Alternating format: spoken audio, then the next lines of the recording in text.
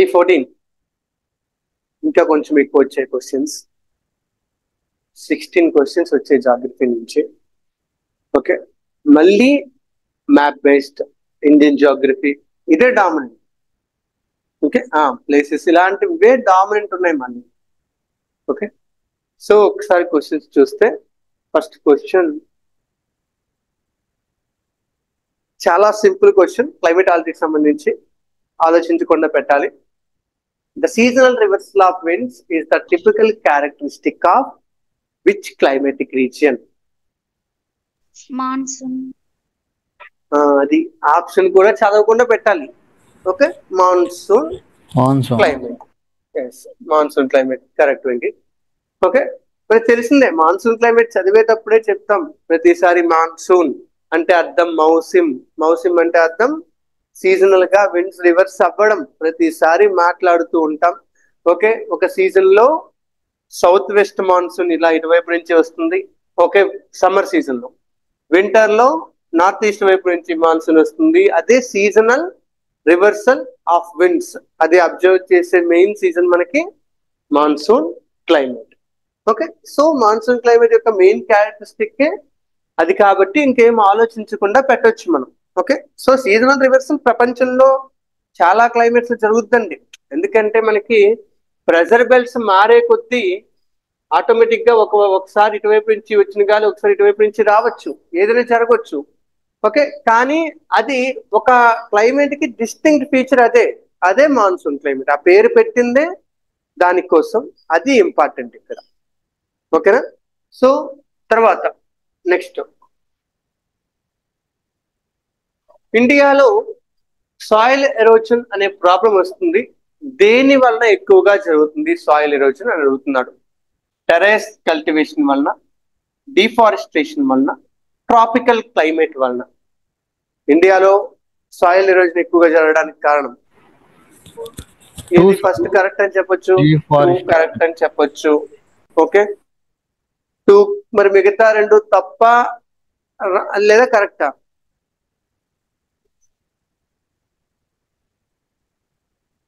B అంటున్నాం. ఎందుకు B అంటున్నారు? ఓకే, 2 ఓన్లీ అంటున్నారా? అంటే ట్రాపికల్ క్లైమేట్ కారణం కాదా? టెరాస్ కల్టివేషన్? నో. ఓకే, కాదు, 2 కాదు. ఎందుకంటే టెరాస్ కల్టివేషన్ చేసేది సాయిల్ ఎరోజన్ ని ఆపడానికి. ఓకే, సాయిల్ ఎరోజన్ ఆపడానికే మనం టెర్రస్ లాగా మార్చి వాటిని ఫ్లాట్ సర్ఫేస్ గా మారుస్తాం. అప్పుడు సాయిల్ మీద నుంచి వాటర్ వెళ్ళే స్పీడ్ తగ్గుతుంది, ఆటోమేటిక్ గా సాయిల్ ఎరోజన్ తగ్గుతుంది.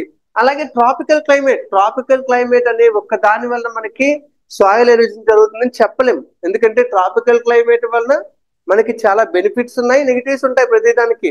దాని ఒక్కదాని వల్ల సాయిల్ ఎరోజన్ జరుగుతుంది అని చెప్పగలము? ఇప్పుడు ఫర్ ఎగ్జాంపుల్ అదే మీకు ఈక్వటోరియల్ క్లైమేట్ అన్నారు అనుకోండి, ఈక్వటోరియల్ క్లైమేట్ వల్ల కొంచెం చెప్పొచ్చు సాయిల్ ఎరోజన్ ఏమని. ఎందుకంటే ఈక్వటోరియల్ క్లైమేట్ లో హెవీ రెయిన్ ఫాల్ పడుతుంది కాబట్టి ఆ హెవీ రెయిన్ ఫాల్ కి సాయిల్ అలా వెళ్ళిపోవడానికి అవకాశం ఉంది. లీచింగ్ కూడా ఎక్కువ జరుగుతుంది ఎక్కడ? ఈక్వటోరియల్ క్లైమేట్ లో. సో ఇక్కడ అలా జరగదు. ట్రాపికల్ క్లైమేట్ అయితే నార్మల్ గానే ఉంటుంది, మరీ హెవీ రెయిన్ ఫాల్ అయితే కాదు, ఒక మోడరేట్ రెయిన్ ఫాల్. అక్కడ ఏమి ట్రాపికల్ రెయిన్ ఫారెస్ట్ ఏమని చెప్పలేదు మనకి. ఓకే, ఇండియాలో ఆ క్లైమేట్ ఉండేది కూడా, ఈక్వటోరియల్ రెయిన్ ఫారెస్ట్ ఉండేది కూడా తక్కువే. సో సాయిల్ ఎరోజన్ దాని వల్ల జరుగుద్దని మనం క్లియర్ గా చెప్పలేము. ఓకే, సో క్లైమేట్ లింక్ చేసి చెప్పడం కరెక్ట్ కాదు కాబట్టి 2 ఒక్కటే కరెక్ట్ అండి. 1 and 3 రెండింటినీ కూడా మనం ఎలిమినేట్ చేసేయచ్చు. So correct answer is 2 only B. Okay, తర్వాత నెక్స్ట్ వరల్డ్ మ్యాప్ ఇచ్చేసండి. వరల్డ్ మ్యాప్ లో క్వశ్చన్ చాలా సింపుల్ గా అడిగాడు. టర్కీ అనే ఒక కంట్రీ ఉంటుంది, ఒక వెస్ట్ ఏషియన్ కంట్రీ. ఆ టర్కీ అనే కంట్రీ ఏ సముద్రాల మధ్య ఉంటుంది? క్వశ్చన్ క్లియర్ గా చూడండి. బ్లాక్ సీకి కాస్పియన్ సీకి మధ్యలో ఉంటుందా? బ్లాక్ సీకి మెడిటరేనియన్ సీకి మధ్యలో ఉంటుందా? గల్ఫ్ ఆఫ్ సూయజ్ కి మెడిటరేనియన్ సీకి మధ్యలో ఉంటుందా? గల్ఫ్ ఆఫ్ అక్కాబాకి డెడ్ సీకి మధ్యలో ఉంటుందా? వెంకీ బి అంటున్నావా? బ్లాక్ సీకి మెడిటరేనియన్ సీకి అంతేనా? మీరు మిగతా వాళ్ళు? మెడిటేరియన్ సీ అయితే కన్ఫర్మ్ తెలుసు. మెడిటరేనియన్ సీ కన్ఫర్మా? ఓకే, యా కన్ఫర్మ్ అది. ఎందుకంటే మనకి పై వైపు బ్లాక్ సీ ఉంటుంది, ఆ బ్లాక్ సీ కింద వైపు మనకి మెడిటరేనియన్ సీ ఉంటుంది. ఓకే, ఇక్కడ టర్కీ గుండానే మనకి ఈ బ్లాక్ సీ నుంచి మెడిటరేనియన్ సీకి మధ్య ట్రాన్స్పోర్టేషన్ ఉంటుంది. బాస్ఫరస్ స్ట్రైట్ అని చెప్పి మనం మాట్లాడుతాం. బాస్ఫరస్ స్ట్రైట్, ఓకే, అదన్నీ మాట్లాడుతున్నాం అంటే అదే కదా లింక్ చేస్తుంది. అసలు మనం బ్లాక్ సీలోకి వెళ్ళాలంటే ఖచ్చితంగా బాస్ఫరస్ స్ట్రైట్ ని దాటి వెళ్లాల్సిందే. అలాంటప్పుడు టర్కీలోకి వెళ్ళకుండా ఎలా వెళ్తాం? సో టర్కీ ఆ రెండింటికి మధ్యలోనే కరెక్ట్ గా ఉంటుంది అనేది 100% కరెక్ట్. ఓకే, అబ్జర్వ్ కావాలనుకుంటే మీరు మ్యాప్ లో కూడా చూడొచ్చు. మ్యాప్ లో చూసినా కూడా చాలా క్లియర్ గా మీకు కనిపిస్తుంది ఈ విషయం. ఓకే, అంటే ఒకవేళ అక్కడ మీకు కన్ఫ్యూజ్ ఎక్కువగా చేయలేదండి, ఇంకా ఇస్తే సీ ఆఫ్ మర్మరా ఇలాంటివి ఇవ్వచ్చు. బట్ సీ ఆఫ్ మర్మరా ఎందుకు ఇవ్వలేదంటే sea of Marmara okay, sea of Marmara complete గా టర్కీలోనే ఉంటుంది, టర్కీ లోపల ఉంటుంది అనమాట, అందుకే ఇవ్వలేదు. ఓకే వెంకీ చెప్పింది కరెక్టే. ఓకే, ఇదిగోనా టర్కీలో ఇదిగోండి ఇక్కడ మీకు కనిపిస్తుంది కదా, ఇది సీ ఆఫ్ మర్మరా కనిపిస్తుంది కదా. ఈ సీ ఆఫ్ మర్మరా నుంచే మనం అవతల బ్లాక్ సీ, ఇటువైపు కింద వైపు ఏమో మెడిటరేనియన్ సీ, రెండింటిలోనికి కనెక్ట్ అవుతాం అనమాట. ఓకేనా? Is it clear? Online straight పేరు కనిపిస్తుంది ఇక్కడ, స్ట్రైట్ పేరు ఇగోని కనిపిస్తుంది, ఇదే డార్డనల్ స్ట్రైట్ అనుకుంటా. ఇది ఇంత జూమ్ చేసిన ఇగోండి డార్డనలిస్ స్ట్రైట్, మెడిటరేనియన్ సీ నుంచి సీ ఆఫ్ మర్మరాలోకి వెళ్తామండి డార్డనలిస్ స్ట్రైట్ దాటుకొని. ఇప్పుడు మెడిటరేనియన్ సీ నుంచి సీ ఆఫ్ మర్మరాలోకి వచ్చాం. సీ ఆఫ్ మర్మరా నుంచి మళ్ళీ బ్లాక్ సీలోకి వెళ్ళాలంటే we have to cross Bosphorus straight. After I'm following so many members are following you, right? After I am following, so many members are following you. Nandini Yadav. Who is she? Okay, నేనే sound mute చేశానండి. Okay, no problem. Okay, ఈ Bosphorus strait పేరు కనిపించట్లేదు, but ఇదే Bosphorus straight, మీకు చెప్పాను కదా already. Okay, నేను ఎంత జూమ్ చేసినా కనిపించట్లేదు, నో ప్రాబ్లం. ఓకే, సో ఇక్కడ మనకి బ్లాక్ సీ మెడిటరేనియన్ సీకి మధ్యలోనే మనకి టర్కీ అనే కంట్రీ ఉంటుంది. ఓకే, ఒకవేళ మీకు తెలియకపోయిన ఎలిమినేషన్ వాడచ్చు. డెడ్ సీ ఎక్కడో జోర్డాన్కి ఇజ్రాయెల్ కి మధ్యలో ఉంటుంది, దాన్ని తీసేయచ్చు. గల్ఫ్ ఆఫ్ సూయజ్ అంటే మెడిటరేనియన్ సీ నుంచి రెడ్ సీకి కనెక్ట్ చేస్తుంది. సూయజ్ కెనాల్ ఉండే ప్లేస్ అది, అక్కడ అసలు టర్కీ ఉండే అవకాశం లేదు. అలాగే బ్లాక్ సీ, కాస్పియన్ సీ అన్నాడు, బ్లాక్ సీ కాస్పియన్ సీ అంటే ఈ రెండు పక్క పక్కన ఉంటాయి, ఈ మధ్యలో ఉండడం కూడా జరగదు, ఎందుకంటే కింద వైపు ఉంటుంది కాబట్టి టర్కీ. ఓకే, ఎందుకు సిరియా ఇవన్నీ వెస్ట్ ఏషియా మనం మాట్లాడుతుంటాం కదా, అందుకే మ్యాప్ పాయింట్ ఒకసారి చూడండి. ఓకే, చూస్తే ఆటోమేటిక్ గా వచ్చేస్తూ ఉంటాయి ప్రతి క్వశ్చన్ కూడాను. ఓకే, తర్వాత నెక్స్ట్ 4th క్వశ్చన్ కొంచెం ఇండియన్ జాగ్రఫీ. హిమాలయాస్ నుంచి అలా వెళ్తూ ఉంటే నీకు అక్కడ నేచురల్ గా కనిపించే చెట్లు ఏంటి? నేచురల్ గా అక్కడ పెరుగుతూ అంటే అది ఆ ప్రాంతం యొక్క వర్జిన్ వెజిటేషన్, నేచురల్ వెజిటేషన్ అయి ఉండాలి. అక్కడ నీకు ఏ చెట్లు కనిపిస్తూ ఉంటాయి? ఓక్, రోడోడెండ్రన్, శాండిల్వుడ్, ఏం కనిపిస్తాయి? 1 and 2. 1 and 2 ఏనా? 3 ఎలిమినేట్ చేయొచ్చు. 3 ఎలిమినేట్ చేయొచ్చా? ఓకే, శాండిల్వుడ్ మనకి కొంచెం వామ్ క్లైమేట్ లో, కొంచెం అంటే మనకి సౌత్ ఇండియా ఈ ప్రాంతంలో, కర్ణాటక, ఆంధ్ర ఈ ప్రాంతం దానికి సూటబుల్ క్లైమేట్. ఓకే, అది మనకి అంత నార్త్ కి వెళ్ళిపోయి పూర్తిగా టెంపరేట్ కోల్డ్ క్లైమేట్ కి వెళ్ళేటప్పటికి శాండిల్వుడ్ ఎక్కువగా కనిపించదు, అది తీసేయచ్చు. లేదు, మీరు న్యూస్ లో ఉంటాయండి ఇవి, రోడోడెండ్రాన్ ఇప్పుడు న్యూస్ లో వస్తూ ఉంటది అనమాట, రోడోడెండ్రాన్. ఓకే, మంచి ఫ్లవర్స్ ఉంటాయి, చాలా బాగుంటాయి. ఓకే, ఓక్ కూడా మనకి ఓక్ వుడ్ ఎప్పుడు famous, oak wood. Okay, oak wood మంచి ఫర్నిచర్, మనం ఎలాగైతే టేక్ తో మన సౌత్ ఇండియాలో మెయిన్ ఫర్నిచర్ అంతా కూడా టేక్ తో చేసుకుంటాం, అలాగే ఓక్ వుడ్ తో కూడా మీరు ఫర్నిచర్ ఎక్కువగా చేస్తారు. అది మనకి నార్త్ లో తప్పితే, హిమాలయాలో తప్పితే ఇంకెక్కడా మనకి ఇండియాలో ఉండదు అనమాట. ఓకే, ఎందుకంటే ఓక్ ట్రీ మనం క్లైమేట్స్ చదివేటప్పుడు కూడా కోల్డ్ క్లైమేట్స్ లోనే చదువుతాం ఓక్ ట్రీని. ఓకే, మామూలుగా ఈ ఈక్వటోరియల్ క్లైమేట్ వీటిలో ఏం చదువుతాం? మహోగని, ఎబోని పేర్లు గుర్తున్నాయా? మహోగని, ఎబోని, జపోటా, యాక్సిల్ వుడ్. ఓకే, ఇలాంటి వుడ్స్ అన్ని కూడా క్లైమేట్ లో ఇక్కడ కనిపిస్తుంటాయి. Rose would. ఓకే, మనకి అలాగే ఇక్కడికి వచ్చేటప్పటికి, మన దగ్గరికి వచ్చేటప్పటికి టేక్, సాల్ ఇలాంటి చెట్లు కనిపిస్తూ ఉంటాయి. ఏవి ట్రాపికల్ క్లైమేట్ వచ్చేటప్పటికి. ఓకే, ఇవన్నీ మీరు ఒక్కొక్క ప్రాంతంలో ఎలాంటి చెట్లు పెరుగుతాయో తెలియాలి. లైక్ ఇప్పుడు మనకి ఇంకా కోల్డ్ క్లైమేట్ లోకి వెళ్తే పైన్, స్ప్రూస్, ఫర్ ఇలాంటి చెట్లు పెరుగుతాయి. ఓకే, సో హిమాలయాల్లో మనకి హైట్ పెరిగే కొద్దీ వెజిటేషన్ టైప్ మారుతూ ఉంటుందని మనం జనరల్ గా చెప్తాము. సో ఆ హైట్ లోకి వెళ్ళేటప్పటికి ఒక పర్టికులర్ హైట్ లో ఓక్, రోడోడెండ్రాన్ పెరుగుతూ ఉంటాయి. So the correct answer is 1 and 2 only. Okay, option A 1 and 2 only. తర్వాత ఫిఫ్త్ క్వశ్చన్ మళ్ళీ మ్యాప్ అయినండి. అసలు మీకు మ్యాప్ తో చంపుతారనమాట యూపీఎస్సీ వాడు ఈ సంవత్సరం అనమాట. ఓకే, ఏంటి క్వశ్చన్ ఏంటి? ఒక 4 కొండ ప్రాంతాలు ఇచ్చాడు ఇండియాలో, హిల్స్. ఆ హిల్ రేంజెస్ ఏ ప్రాంతంలో ఉన్నాయని అడుగుతున్నాడు. ఒకటి కార్డమమ్ హిల్స్, కోరమండల్ కోస్ట్ అంటున్నాడు. కైమూర్ హిల్స్, కొంకన్ కోస్ట్ అంటున్నాడు. మహాదేవ్ హిల్స్, సెంట్రల్ ఇండియా అంటున్నాడు. Mikir hills, north east India అంటున్నాడు. ఓకే, ఇందులో ఏవి కరెక్ట్? ఏది మీరు ఎలిమినేట్ చేయొచ్చు అనుకుంటున్నారు? 3 కరెక్టా? 3 correct sir. Mahadev hills 3 correct. Mahadev hills అంటే రాజ్పిప్లా, గావిల్గర్, మహాదేవ్, మైకలా ఈ 3 కూడా మనకి సాత్పురా రేంజ్ లో సెంట్రల్ ఇండియాలో ఉంటాయి. సో ఇది కరెక్ట్ అనుకుంటున్నారు. ఓకే, ఇంకా మెక్కర్ హిల్స్ నార్త్ ఈస్ట్. ఏంటి వెంకి? మెక్కర్ ఏం చెప్తున్నావు? వినిపించట్లేదు. మెక్కర్ హిల్స్ సార్. మికిర్ హిల్స్ కరెక్టా రాంగా? Correct sir. కరెక్టేనా? ఓకే, సో ఇక్కడ 2 కరెక్ట్. మనకి ఏదో 2 కరెక్ట్ అయితే తెలిస్తే చాలు, ఎందుకంటే కన్ఫ్యూజన్ చేయలేదు. ఎందుకు 1 and 2, 2 and 3, 3 and 4, 2 and 4. Okay, so దీని ప్రకారం తీసుకుంటే మీకు ఆన్సర్ వచ్చేసింది. యాక్చువల్ గా 3 and 4 అని వచ్చేసింది. బట్ ఇది కరెక్ట్, మిగతా కరెక్ట్ కాదు. ఒకవేళ ఆప్షన్స్ కొంచెం వేరేగా ఇచ్చినా మనం చెప్పగలగాలి. ఏంటది? కైమూర్ హిల్స్ అనేవి వింధ్యా పర్వతాలకి చివరన ఉంటాయండి. మనం మాట్లాడుతుంటాం, విన్నారు ఎప్పుడైనా? గుర్తున్నాయా? వింధ్యా హిల్స్ అలాగా ఏంటది యూపీ ఆ దగ్గరలోకి వెళ్ళేటప్పటికి యూపీ మధ్యప్రదేశ్ బార్డర్ లో 2 ముక్కలుగా విడిపోతాయని చెప్తాము. అందులో పై బాట్నే కైమూర్ హిల్స్ అంటారని చెప్తాం. అవి యూపీ దగ్గర ఎక్కడో ఉంటాయండి, యూపీ మధ్యప్రదేశ్ బార్డర్ లో. ఆ కైమూర్ హిల్స్ కొంకన్ కోస్ట్ లోకి వస్తాయి, గోవా దగ్గరికి రావు. కార్డమమ్ హిల్స్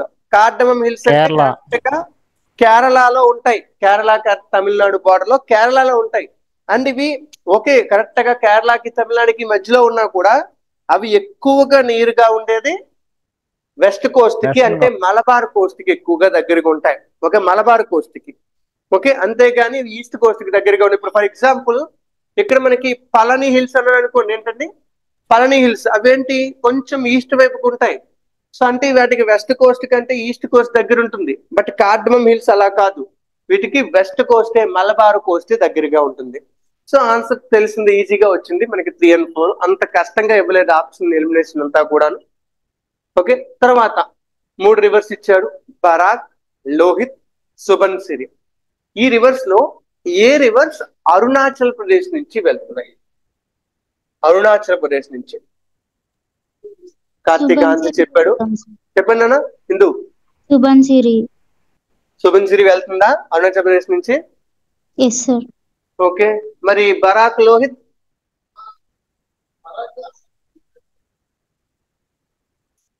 ఆన్లైన్ ఆఫ్లైన్ లో చెప్తున్నారు కంప్లీట్ గా ఆన్సర్ ని. బరాక్ రివర్ అరుణాచల్ ప్రదేశ్ లోకి వెళ్తుందా వెళ్ళదా? No sir. Are you having any clarity or not? 2, 3 Barak Assam. Barak అస్సామా?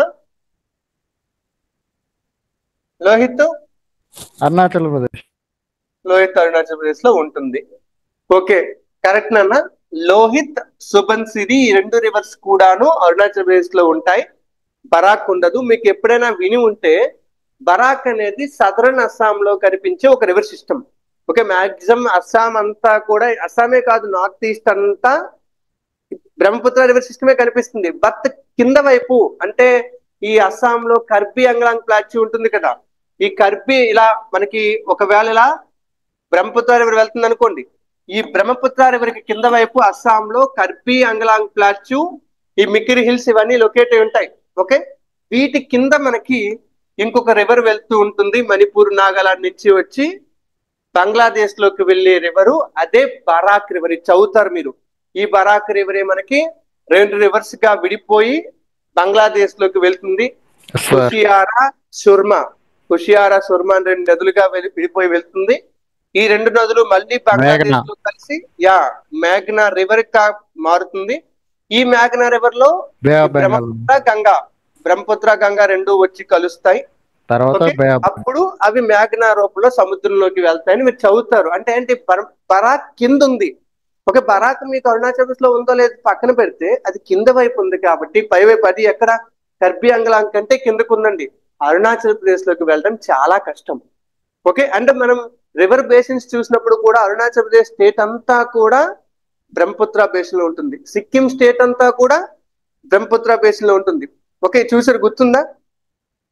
లేకపోతే ఉత్తరాఖండ్ స్టేట్ అంతా గంగా బేసిన్ లో ఉంటుంది. ఇలా బేసిన్ రివర్ బేసిన్లు కూడా మీరు చూస్తారు. సో అరుణాచల్ ప్రదేశ్ అంతా బ్రహ్మపుత్ర బేసిన్ లో ఉన్నప్పుడు బరాక్ అందులో ఉండటం ఇంపాసిబుల్. సో బరాక్ ని మనం ఎలిమినేట్ చేయొచ్చు నాన్న. లోహిత్ గురించి మనం చెప్తాం. ఏంటది? ఇప్పుడు ఇలా యార్లుంగ్ షాంగ్పో టిబెట్ నుంచి వస్తుంటే ఈ యార్లుంగ్ షాంగ్పోలో దిబంగ్, లోహిత్ అనే నదులు కలిసాకే కదా మనకి బ్రహ్మపుత్ర ఏర్పడుతుంది. ఆ 2 ఎక్కడ కలుస్తున్నాయి? అరుణాచల్ ప్రదేశ్ దాటిన తర్వాతే కలుస్తున్నాయి. అరుణాచల్ ప్రదేశ్ లోనే కలుస్తున్నాయి లిటరల్ గా చెప్పాలంటే. ఓకే, అంటే అక్కడ ఏంటి, ఖచ్చితంగా ఆ 2 నదులు అరుణాచల్ ప్రదేశ్ లో ఉంటాయి. So correct answer Lohit కరెక్టేనన్నా.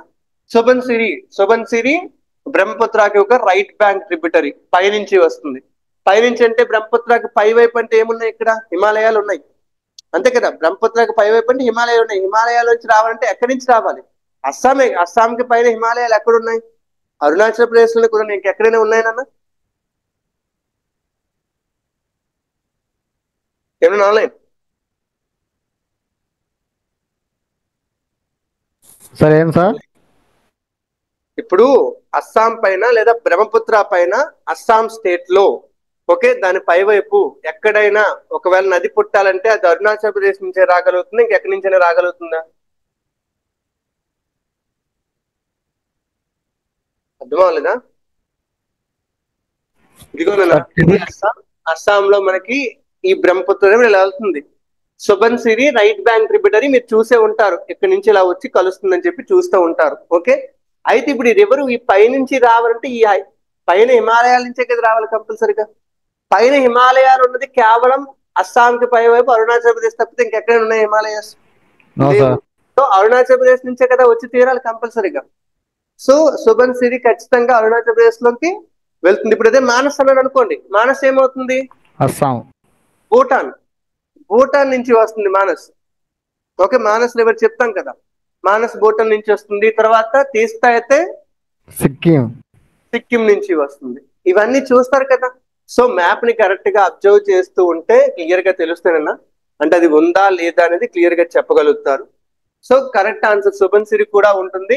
So 2 option 2 and 3 అంటే option B is the correct answer. Okay, తర్వాత నెక్స్ట్ క్వశ్చన్ టైగర్ రిజర్వ్స్ గురించి ఇచ్చాడండి. Dampa tiger reserve Mizoram, Gumti wild life sanctuary Sikkim, Saramati peak Nagaland. ఇందులో ఏవి ఎక్కడ ఉన్నాయి? ఏమైనా ఐడియా ఉందా? కనీసం అందులో ఏదైనా విన్నారా? గుమ్తి అన్నాం సార్. గుమ్తి విన్నారా? గుమ్తి ఎక్కడ ఉంది? గంగా ట్రిబ్యూటరీ. ఏంటది? యూటీలో ఉందా? యూపీలో ఉందా? వెంకీ సరిగ్గా వినిపించలేదు.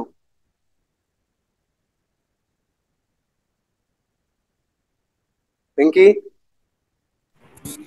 UP sir. యూపీ కాదు, గుమ్తి త్రిపురలో ఉంది. యాక్చువల్ గా గుమ్తి వైల్డ్ లైఫ్ శాంక్చురీ త్రిపురలో ఉంది నాన్న. ఇది తెలియదని చెప్పి ఏం బాధపడకండి, న్యూస్ లో ఉన్న వాటిని కొన్నింటిని మనకి సెలెక్టివ్ గా ఇస్తాడు. ఓకే, ఆ సంవత్సరం అవి న్యూస్ లోకి వచ్చి ఉంటాయి అంతే. ఓకే, అవి ఇచ్చాడు మాకు ఆ పేరు తెలియదు అని చెప్పి బాధపడిపోవాల్సిన అవసరం లేదు. ఎందుకంటే వైల్డ్ లైఫ్ శాంక్చురీస్ 600 వరకు ఉన్నాయి దగ్గర. నేషనల్ పార్క్స్ అంటే పాని 106, 107 ఉన్నాయి national parks. But wild life sanctuaries చాలా ఎక్కువ ఉన్నాయి, పేర్లు గుర్తుండాలి అని చెప్పి బాధపడకండి. ఆ సంవత్సరం ఏవి న్యూస్ లోకి వచ్చాయో అవి చూసుకుంటారు. కొన్ని ఇంపార్టెంట్ ఉంటాయి చూసారా, ఇప్పుడు సత్యమంగళం ఇలాంటివి ఉన్నాయి కదా, ఇలాంటివి చూసుకుంటూ ఉంటారు అంతే. ఇవి తెలియదని బాధపడకండి. ఓకే, క్వశ్చన్ పెట్టలేరు ఒకటి అంటే కొంచెం ఆలోచిస్తే శరామితి నాగాలాండ్ లో హైయెస్ట్ పీక్. ఇది పట్టగలరా? శరామతి వినరు? మౌంట్ శరామతి అది వినలేదా? అని నేను చెప్పిన క్లాస్ కూడా మర్చిపోయారు అయితే. నాగాలాండ్ లో నాగా హిల్స్ లో హైయెస్ట్ పీక్ శరామతి. ఎస్ సార్, విన్నాం సార్. విన్నారా? తర్వాత మిజోరాంలో హైయెస్ట్ పీక్ ఏంటి?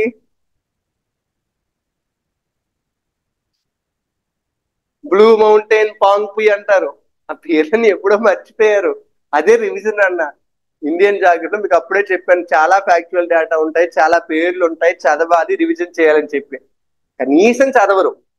ఇంకా చదవకుండా ఎక్కడి నుంచి ఆన్సర్ చేస్తాం మనమైనా? ఎవరిని అనడానికి లేదు. ఓకే, అది ఒక్కటి చూస్తే శరామతి కొంతవరకు నాగాలాండ్ లో ఉందని ఐడియా వస్తుంది. అంటే థర్డ్ స్టేట్మెంట్ కొంతవరకు కరెక్ట్ అని చెప్పొచ్చు. ఓకే, బట్ మిగతావి అంతగా తెలియవు. బట్ అప్పట్లో న్యూస్ ఫాలో అయితే, ఇప్పటి న్యూస్ కాదు, 2014 10 సంవత్సరాల క్రితం న్యూస్. అప్పట్లో న్యూస్ ఫాలో అయితే మనకి గుమ్తి వైల్డ్ లైఫ్ శాంచురీ సిక్కిం లో లేదు, త్రిపురాలో ఉంది అని క్లారిటీ తెలుస్తుంది. కంపల్సరీగా తెలుస్తుంది త్రిపురాలో ఉంది అని చెప్పి. సో 2ని ఉన్నదాన్ని ఎలిమినేట్ చేసేస్తే మనకి మిగిలేది 1 and 3. 1 and 3 అంటే మనకి దంపా టైగర్ రిజర్వ్ మిజోరాం లో ఉంటుంది. కరెక్ట్ గా మిజోరాం కి బంగ్లాదేశ్ బార్డర్ కి దగ్గరలో ఉంటుంది దంపా టైగర్ రిజర్వ్. ఓకే, ఇది మిజోరాం లోనే లార్జెస్ట్ ప్రొటెక్టెడ్ ఏరియా. ఏంటిది? దంపా టైగర్ రిజర్వ్. అదే విధంగా గుమ్తి వైల్డ్ లైఫ్ శాంక్చురీ త్రిపురాలో ఉంటుందండి. అక్కడ ఎలిఫాంట్స్, బైసన్, అక్కడ బైసన్ బాగా ఫేమస్. బైసన్ వీటికి అది ఫేమస్ అనమాట, గుమ్తి వైల్డ్ లైఫ్ శాంక్చురీ. ఓకే, పర్వాలేదు, మళ్ళీ చెప్తున్నాను, పేర్లు గుర్తుండకపోయినా పర్వాలేదు, కొత్త పేర్లు వచ్చినప్పుడు, అంటే ఇప్పుడు ఈ సంవత్సరం ఏమి న్యూస్ లో ఉన్నాయో అవి చూసుకోండి అంతే చాలు. ప్రతిసారి ఇవే చూడాల్సిన అవసరం లేదు. ఓకే, బట్ ఏమో ఒకవేళ ఇది ప్రీవైక్యూ లో ఉంది కాబట్టి ఇదే అడిగేసారు అనుకోండి, నెక్స్ట్ ఇయర్ గుమ్తి ఎక్కడ ఉందని అడిగారు అనుకోండి, త్రిపుర తెలియాలి, అది కంపల్సరీగా తెలియాలి. ఇంకా లేదు దంపా అడిగితే అది మిజోరాం తెలియాలి, ఎందుకంటే రిపీట్ అవుతున్నాయి కాబట్టి ఖచ్చితంగా తెలుసుకోవాలి. ఓకే, 100 ప్రీవైక్యూ 100 క్వశ్చన్స్ లో ఒక 8-10 వరకైనా ఒక్కొక్కసారి రిపీట్ అవుతాయి. నన్ను రిపీట్ అని డైరెక్ట్ క్వశ్చన్ కాదు, మళ్ళీ చెప్తాను, యూపీఎస్సీ డైరెక్ట్ గా రిపీట్ అయి చేయదు క్వశ్చన్, బట్ అదే కాన్సెప్ట్ ని ఇంకో విధంగా ఇవ్వడానికి అవకాశం ఉందన్నమాట, అంతే. ఓకే, సో కరెక్ట్ ఆన్సర్ ఏంటండి? 1 and 3 is the correct answer. Option C. Next one. Okay, ఇండియాలో కోరల్ రీఫ్స్ ఉన్నాయా? ఉన్నాయి. ఓకే, అయితే ఎక్కడెక్కడ ఉన్నాయి అడుగుతున్నారండి. 1 Andaman Nicobar, 2 Gulf of Kutch, 3 Gulf of Mannar, 4 Sundarbans. ఈ 4 దగ్గర ఎన్ని దగ్గరలా ఈ కోరల్ రీఫ్స్ ఉన్నాయి? అన్ని దగ్గరలా ఉన్నాయా లేదా కొన్ని దగ్గర? ఓకే, ఎలిమినేట్ చేయొచ్చు. ఏది ఎలిమినేట్ చేయొచ్చు? సుందర్బన్స్ లో మ్యాంగ్రోవ్స్ ఉంటాయి. Easily be eliminated. సారీ చెప్తాను. ఓకే, మనకి ఎప్పుడైనా కోరల్ రీఫ్స్ ఏర్పడంటే ఇట్ నీడ్ ప్యూర్ వాటర్. అది కూడా అంటే వాటర్ చాలా ప్యూర్ గా ఉండాలి, సన్లైట్ పెనట్రేట్ అవ్వాలి. ఎప్పుడైతే వాటర్ లో సెడిమెంట్స్ ఉంటాయో అక్కడ మనకి సన్లైట్ పెనట్రేట్ అవ్వదు, కోరల్ రీఫ్స్ పెరగలేవు. అందుకే ఏ రివర్ డెల్టా దగ్గర కూడా ఈస్ట్ కోస్ట్ లో మనకి ఈ కోరల్ రీఫ్స్ కనిపించవు, అంటే సుందర్బన్స్ లో క్లియర్ గా ఉండవండి. సో 4th ఆప్షన్ తీసేస్తే మనకి మిగిలేవి ఇంకా 2, 1, 2, 3, అలాగే 1 and 3. అని ఇక్కడ 2 ఒక్కదాన్ని చెప్పగలిగితే మనకు సరిపోతుంది. అంటే ఇంకా 1 కన్ఫామ్, అండమాన్ లో ఖచ్చితంగా ఉంటుంది coral reefs, Gulf of Mannar లో ఖచ్చితంగా ఉంటుంది. ఓకే, మిగిలిందల్లా గల్ఫ్ ఆఫ్ కచ్ అండి. గల్ఫ్ ఆఫ్ కచ్ లో ఉన్నాయా? ఓకే, హిస్టారికల్ గా మ్యాప్, ఒక్కసారి మ్యాప్ ని జస్ట్ అబ్జర్వ్ చేస్తున్న ఆ కలర్ మీకు మైండ్ లోకి వచ్చేస్తుంది. అప్పుడు మీకు చూస్తారు కదా కోరల్ రీఫ్స్ అనగానే మ్యాప్ చూపిస్తాం, మ్యాప్ చూడగానే అంటే ఇప్పుడు మ్యాప్ అంతా ఒక కలర్ లో ఉంది, ఆ కోరల్ రీఫ్స్ ని ఏదో ఒక పింక్ కలర్ లోనే రిప్రజెంట్ చేశారు అనుకోండి, చూడగానే మైండ్ లోకి వచ్చేస్తున్నాను. ఓకే, గుజరాత్ దగ్గర కలర్ ఉంది అంటే అర్థం అక్కడ కోరల్ రీఫ్స్ ఉన్నాయి. ఒక్క చిన్న అబ్జర్వేషన్ అంటారు ఇలాంటి వాటిని. ఓకే, ఎస్ అండి, మనకి ఇండియాలో ప్రతి కోస్ట్ కి కూడా కోరల్ రీఫ్స్ ఏర్పడడానికి అవకాశం ఉంది.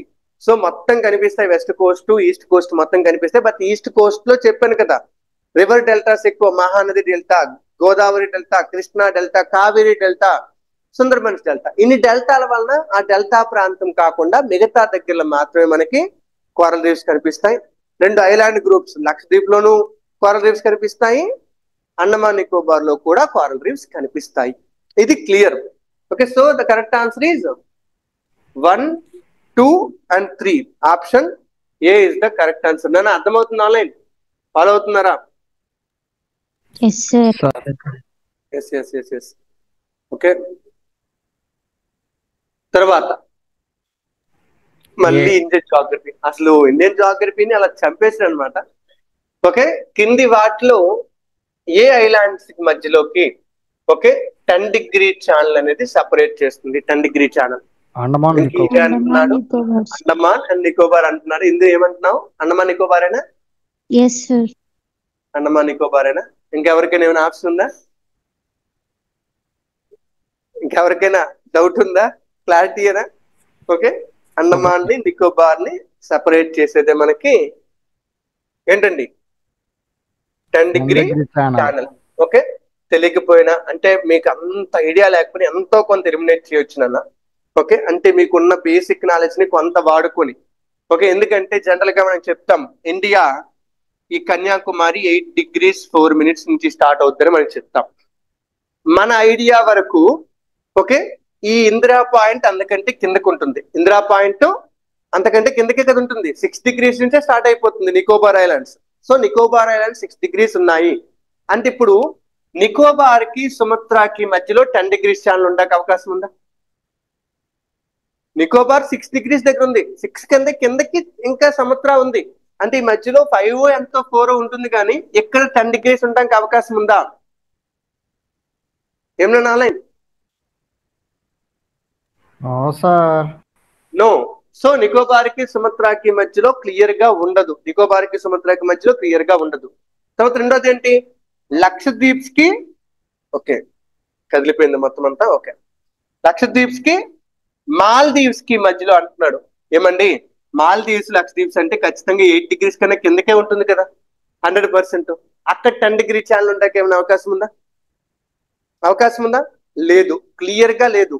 ఓకే, ఆ రెండింటి మధ్య కూడా ఉండే ఛాన్స్ లేదు. ఇంకైతే సుమత్రా జావా, సుమత్రా జావా పక్క పక్కన ఉంటాయండి. ఎక్కడ ఉంటాయండి?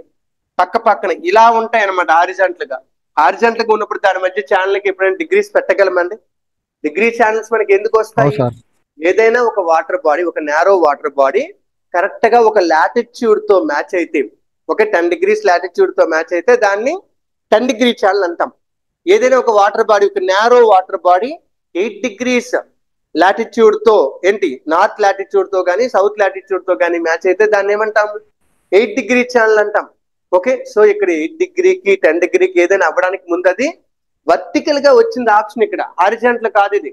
అలాంటప్పుడు ఆ రెండింటి మధ్య ఛానల్ ఉండడానికి అవకాశం లేదు. ఓకే, సో అది ఇంకా చెప్పండి మీకు ఎలాగో తెలిసింది. అవి ఈక్వేటర్ కి చాలా దగ్గర ఉంటాయి. జావా ఐలాండ్ అంతే కదా, జావా ఐలాండ్స్ ఈక్వేటర్ కి ఇంకా పక్కనే, ఆ మధ్యలోంచే వెళ్తుంటది మనకి. సో ఈక్వేటర్ దగ్గరలో ఉంటే అక్కడ 10 డిగ్రీ ఛానల్ ఎక్కడి నుంచి వస్తుంది? రాదు.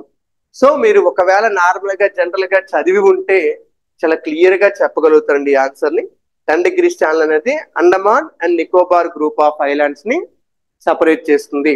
ఓకే, ఇక్కడ ఉంటాయి మనకి మాల్దీవ్స్ కి లక్షద్వీప్ ని సపరేట్ చేసేది 8 డిగ్రీ ఛానల్. ఓకే, లక్షద్వీప్స్ లో మినికాయ్ ఐలాండ్ ని మిగతా లక్షద్వీప్ ని సెపరేట్ చేసేది 9 డిగ్రీ ఛానల్. ఓకే, అలాగే అండమాన్ నికోబార్ లో అండమాన్ ఐలాండ్స్ ని నికోబార్ ఐలాండ్స్ తో సెపరేట్ చేసేది 10 డిగ్రీ ఛానల్. 3 ఛానల్స్ ఉంటాయని చెప్తారు మనకి ఇండియాలో. 8, 9, 10 కింద మాల్దీవ్స్ కి మినికాయ్ ఐలాండ్ కి సెపరేట్ చేసేది 8 డిగ్రీ. మినికాయ్ని లక్షద్వీప్స్ లో మెయిన్ ఐలాండ్స్ తో సెపరేట్ చేసేది 9 డిగ్రీ. అలాగే అండమాన్ ని నికోబార్ ని సెపరేట్ చేసేది 10 డిగ్రీ. ఓకే, ఇది క్లియర్ నాన్న. 3 ఛానల్స్ ఎప్పుడు చూసుకోండి, తెలియదు అనకండి. వీటితో పాటు గ్రేట్ ఛానల్ ఇలాంటివన్నీ ఉంటాయి. ఓకే, సుమత్రాని నికోబార్ ని సెపరేట్ చేసి గ్రేట్ ఛానల్, అవి చూసుకోండి, చూస్తేనే తెలుస్తాయి. ఓకే, నెక్స్ట్ క్వశ్చన్ కొంచెం పెద్ద క్వశ్చనే, బట్ ఆలోచిస్తే అర్థమవుద్ది. ఏంటంటే ఇండియాలో in the context of food and nutritional security of India, ఈ పాయింట్ అవసరం లేదు పక్కన పెట్టండి. Okay, enhancing the seed replacement rate of various crops helps in achieving the food production targets of the future. ఇండియాలో seed replacement rate ని పెంచగలిగితే ఇండియాలో మనం ఫ్యూచర్ లో ఫుడ్ ప్రొడక్షన్ టార్గెట్ ని అచీవ్ అవ్వగలుగుతాము అని ఒక పాయింట్ చెప్తున్నాడు. ఓకే, అయితే but what are the constraints in its wider or greater implementation. ఈ సీడ్ రీప్లేస్మెంట్ రేట్ ని పెంచడానికి ఉన్న కన్స్ట్రెయింట్స్ ఏంటి అని మనకు అడుగుతున్నారండి. మీకు సీడ్ రీప్లేస్మెంట్ రేట్ అంటే తెలియాలి first. Okay, seed replacement rate అంటే మేము చెప్పేస్తున్న ముందే చెప్తున్నాను. సీడ్ రీప్లేస్మెంట్ రేట్ అంటే అర్థం ఏంటంటే, ఒక రైతు తను పండించిన పంటని, ఆ విత్తనాలు ఉన్నాయి కదా, ఆ పండించిన పంటే మళ్ళీ విత్తనాలు వస్తాయి, ఆ విత్తనాలే వేసాడు అనుకోండి, సీడ్ ని రీప్లేస్ చేయలేదని అర్థం. అంటే ఏంటి, తను సేమ్ పండించిన విత్తనాలనే మళ్ళీ వాడుతున్నాడు, తనకు వచ్చిన పంటనే విత్తనాలుగా వాడుతున్నాడు, తన ఇన్పుట్ ని అవుట్పుట్ ని ఇన్పుట్ గా వాడుతున్నాడు. బట్ సీడ్ రీప్లేస్మెంట్ అంటే అర్థం ఏంటి, ఆ విత్తనాలు వాడకుండా మళ్ళీ మార్కెట్ లోకి వెళ్ళి సర్టిఫైడ్ సీడ్స్ కొనుక్కొని వాటితో పంట పండిస్తే దాన్ని సీడ్ రీప్లేస్మెంట్ గా అంటాం. ఓకే, సో మీకు చెప్తాం సీడ్స్ గురించి మొత్తం మాట్లాడాం మనం. సో అయితే అందులో సీడ్ రీప్లేస్మెంట్ పెంచకుండా ఉండటానికి, అంటే పెరగకుండా ఎందుకు ఇంకా తక్కువగా ఉంది సీడ్ రీప్లేస్మెంట్ ఇండియాలో, దానికి కారణాలు ఏంటి అని అడుగుతున్నాడండి. ఓకే, 3 స్టేట్మెంట్ ఇచ్చాడు. ఒకటో కారణం ఏమంటున్నాడు, ఇండియాలో సీడ్ పాలసీ లేదు అంటున్నాడు, నేషనల్ సీడ్ పాలసీ లేదు అంటున్నాడు. రెండోది, ఇండియాలో ప్రైవేట్ సెక్టార్ సీడ్ కంపెనీలు ఏవి కూడాను వెజిటబుల్స్ లేదా హార్టికల్చరల్ క్రాప్స్ కి సంబంధించిన సీడ్స్ ని ప్రొడ్యూస్ చేయట్లేదు, సప్లై చేయట్లేదు అంటున్నాడు ప్రైవేట్ కంపెనీలు. మూడోది, ఇండియాలో there is a demand supply gap regarding quality seeds in case of low value and high volume crops. కొంచెం క్లియర్ గా చదవండి, ప్రతి పాయింట్ మీకు తెలిసిందే, మనం డిస్కస్ చేసుకుందే. ఓకే, క్లియర్ గా చదివితే మీకు అర్థమవుద్ది 3 స్టేట్మెంట్ లో ఏ స్టేట్మెంట్ కరెక్ట్. సైలెంట్ అయిపోకండి అన్న, ఆన్లైన్ క్వశ్చన్ చూసి భయపడకండి, చెప్పండి, ట్రై చేయండి. ఇందులో ఏది ఎలిమినేట్ చేయొచ్చు ఫస్ట్, ఒకవేళ ఎలిమినేట్ చేయాలనుకుంటే ఏది కరెక్ట్ అనుకుంటున్నారు? పోనీ 1 2 ఎలిమినేట్ చేయొచ్చు. ఏంటండి 1 2 ఎలిమినేట్ చేయొచ్చా? 3 సీడ్ పాలసీ ఉంది కదండి సార్, ఇండియాకి సీడ్ పాలసీ ఉంది, ఖచ్చితంగా ఉంది. మనం చెప్పాం సీడ్ యాక్ట్ ఉంది, సీడ్ పాలసీ ఉంది. మనకి ఇప్పుడు ప్రెసెంట్ సీడ్ పాలసీ 2002 అమల్లో ఉంది. సీడ్ యాక్ట్ 1960 ఇంకా కొనసాగుతుంది. ఇండియాకంటూ ఒక సీడ్ పాలసీ ఉంది. సో సీడ్ పాలసీ లేదు అన్నామంటే తప్పు, ఖచ్చితంగా తప్పు. 1 2 తప్పు. ఫస్ట్ వన్ ఎలిమినేట్ చేసేయచ్చు. రెండోది ఏమంటున్నాడు, వెజిటబుల్స్ విషయంలో, హార్టికల్చరల్ క్రాప్స్ విషయంలో ప్రైవేట్ సెక్టార్ కంపెనీలు లేవు అంటున్నాడు. అసలు వాళ్ళు అమ్మేదే ఆ సీడ్స్, వాళ్ళు అమ్మేదే ఎక్కువ అమ్మేదే ఆ సీడ్స్, ఎందుకంటే అవే వాళ్ళకి లాభాన్ని తెస్తాయి కాబట్టి. వీటినే మనం చెప్పాం కదా, ఏంటి సీడ్స్ 2 రకాలు ఏంటవి, ఒకటి హై వాల్యూ లో వాల్యూ, హై వాల్యూ లో వాల్యూ. రెండోది లో వాల్యూ హై వాల్యూ. గుర్తుంది నాన్న? ఆన్లైన్ ఆఫ్లైన్ సీడ్స్ 2 రకాలు, ఒకటి రేట్ ఎక్కువ, ఓకే, బట్ క్వాంటిటీ తక్కువ సరిపోతుంది, తక్కువ విత్తనాలే ఉంటాయి, 1 కేజీ 2 కేజీలే, కానీ 1 కేజీ రేటే 1000 రూపాయలు 2000 ఉంటుంది అలాగుంటుంది. ఇంకో రకం ఏంటి అంటే లో వాల్యూ, కాస్ట్ చాలా తక్కువ, 1 కేజీ 100 రూపాయలే ఉంటది, బట్ వాల్యూ మాత్రం చాలా ఎక్కువ కావాలి, 100 కేజీలు 200 కేజీలు కావాలి. ఓకే, అని మనకి చెప్తాం ప్రతిసారి ఏంటంటే, ఇండియాలో ఈ లో వాల్యూ ఉండి ఎక్కువ వాల్యూ ఉండే విత్తనాల్ని ప్రైవేట్ కంపెనీలు చేయడానికి ఇష్టపడవు. ఎందుకు? ఎందుకంటే అవి వాళ్ళకి లాభం తీసుకురావు కాబట్టి. అందుకని వాళ్ళకి లాభం రాదు. ఎందుకు? అవి తక్కువ ప్రైస్ అండి, ఎన్ని అమ్మినా, నువ్వు 100 కేజీలు విత్తనాలు అమ్మినా మహా అయితే 100 రూపాయలు లాభం వస్తుంది అంతే. సో అందుకని వాళ్ళు పార్టిసిపేషన్, ప్రైవేట్ సెక్టార్ పార్టిసిపేషన్ ఎప్పుడు ఎందులో ఎక్కువ ఉంది అంటే హై వాల్యూ లో వాల్యూమ్ క్రాప్స్ లో ఎక్కువగా ఉంది. సో ఇక్కడ మనకి హార్టికల్చరల్ క్రాప్స్ ఇవన్నీ కూడా ఏంటి అంటే హై వాల్యూ లో వాల్యూమ్ క్రాప్స్ అండి. హై వాల్యూ లో వాల్యూమ్, తక్కువ విత్తనాలు వేస్తే చాలు ఎంత పెద్ద పంటకైనా కూడా. ఓకే, అంటే ఎందుకంటే చెట్లు, ఇప్పుడు మొక్కలు ఉన్నాయండి, ఈ హార్టికల్, ఇప్పుడు బొప్పాయి చెట్టు ఉంది, బొప్పాయి చెట్టు ఏమైనా ఇప్పుడు రైస్ లాగా మొత్తం పంట అంతా మొక్కలు పెంచుతాం ఏంటి? బొప్పాయి చెట్టు అంటే ఒక ఎకరంలో మహా అయితే ఒక 100-200 చెట్లు ఉంటాయి, అంతేగాని మొత్తం ఒక ఎకరంలోనే 1000 చెట్లు నాటుతాం ఏంటి? నాటం. అంటే తక్కువ విత్తనాలు సరిపోతున్నాయి లేదా? ఓకే, సో అంటే ఇక్కడ ఏమవుతుంది, హార్టికల్చర్ వెజిటబుల్ క్రాప్స్ మనకి హై వాల్యూ లో వాల్యూమ్ క్రాప్స్ అండి, అందులో ప్రైవేట్ సెక్టార్ పార్టిసిపేషన్ ఖచ్చితంగా ఉంది, బట్ వీళ్ళు లేదు అంటున్నారు కాబట్టి సెకండ్ స్టేట్మెంట్ రాంగ్. అర్థమవుతుందా ఆన్లైన్? ఓకే, థర్డ్ స్టేట్మెంట్ ఏంటి, ఇండియాలో లో వాల్యూ హై వాల్యూమ్ క్రాప్స్ విషయంలో అంటే ఏంటి, రైస్ లాంటి ఫుడ్ గ్రెయిన్స్ అన్ని అవేనండి. లో వాల్యూ తక్కువ వాల్యూ ఉంటుంది, బట్ వాల్యూ మాత్రం ఎక్కువ కావాలి. రైస్ విత్తనాలు వేయాలంటే రైస్కి సంబంధించి ఒక ఎకరానికి ఒక 10 కేజీ 20 కేజీలు కావాలి. ఓకే, కానీ కాస్ట్ మాత్రం చాలా తక్కువ, అంత ఎక్కువ ఎవరు పెట్టరు కదా. ఓకే, సో ఈ విషయంలో డిమాండ్ సప్లై గ్యాప్ ఉంది అంటున్నారు. గ్యాప్ ఉంది, మనం మాట్లాడుకున్నాం, డిమాండ్ సప్లై గ్యాప్ ఉంది. అందుకే ప్రైవేట్ కంపెనీలు వీటిని ఎక్కువగా తయారు చేయడానికి ఇష్టపడవు, వాళ్ళకి లాభాలు రావు. కాబట్టి అప్పుడు బాధ్యతను ఎవరు తీసుకుంటున్నారు? గవర్నమెంట్ అగ్రికల్చర్ యూనివర్సిటీస్ కానీ, లేకపోతే national seeds corporation, state seeds corporation, వీళ్ళే తీసుకొని తయారు చేయాల్సి వస్తుంది. So demand and supply gap ఉంది అంటే only third statement is correct. Clear గా అర్థం చేసుకున్నాను. అంటే ఇలాంటివి చదవడానికి మనం అంతగా ఇష్టపడము, ఎన్లైట్ చేయడానికి మన బుర్ర ఎప్పుడో మర్చిపోయింది అనమాట. మన బుర్ర ఎప్పుడో ఎనలిటికల్ గా ఆలోచించడం మర్చిపోయింది. పర్టికులర్ గా ఇదిగోండి ఈ చాట్ జీపీటీ గూగుల్ వచ్చిన తర్వాత గూగుల్లో ఏం కొట్టినా వచ్చేస్తుంది. డౌట్ రాగానే గూగుల్లో కొడదాం. ఓకే, గూగుల్లో కొడితే చాలు వచ్చేస్తుంది, ఆన్సర్ వచ్చేస్తుంది. అక్కడ ఏమవుతుంది, ఆలోచించే ఎబిలిటీ తగ్గిపోతుంది. చాట్ జీపీటీల వల్ల గూగుల్ వల్ల మెయిన్ నెగిటివ్ ఏంటంటే మీ థింకింగ్ ఎబిలిటీ తగ్గిపోతుంది. ఇలాంటి క్వశ్చన్ ఆలోచిస్తే గానీ ఆన్సర్ చేయలేరు, మీకు తెలిసినా కూడా. ఎందుకంటే స్టేట్మెంట్ ని కరెక్ట్ గా అర్థం చేసుకొని ఆన్సర్ చేయాల్సి ఉంటుంది. సో దాన్ని ఇంప్రూవ్ చేసుకుంటే వాటి మీద డిపెండెన్సీని తగ్గించండి. At least for question solving, at least for understanding of statement. ఒక స్టేట్మెంట్ అర్థం అవ్వలేదు కదని చెప్పి వెంటనే గూగుల్లోకి వెళ్ళిపోకండి. గివ్ ఇట్ టైం, అర్థం చేసుకోవడానికి ట్రై చేయండి. చాట్ జీపీటీ వాడొద్దు అంటారా? చాట్ జీపీటీ వాడొద్దు అని చెప్పి నేను ఎవరికి చెప్పను, అది అవసరం. బట్ ప్రతి దాన్ని కంప్లీట్ గా వాడుకొని దాన్నే పూర్తిగా నమ్ముకొని ఉండొద్దు అని చెప్తున్నాను. అది మీ థింకింగ్ ఎబిలిటీని తగ్గించేస్తుంది. That's what I'm saying. అంతే. మీ దగ్గర ఏ మెటీరియల్ లేదు అంటప్పుడు చాట్ జీపీటీ కదా మీరు మెటీరియల్ అంటప్పుడు. అది కాదు అంటే తప్పు అనట్లేదు నేను. ఓకే, బట్ మీకు ఎంత ఆలోచించినా, గంట ఆలోచించినా, 10 గంటలు ఆలోచించినా ఆన్సర్ రాలేదు, అప్పుడు వెళ్ళొచ్చు. Okay, so leave it aside. Next అంటే ఇది బాగా అనలిటికల్ క్వశ్చన్ అని అందుకే క్లియర్ గా చెప్తున్నాను. నెక్స్ట్ క్వశ్చన్ మనకి ఇది కూడా కొంచెం అంత ఎక్కువగా చెప్పలేము. ఒక 3 రకాల రీజియన్స్ ఇచ్చాడు, కిన్నౌర్,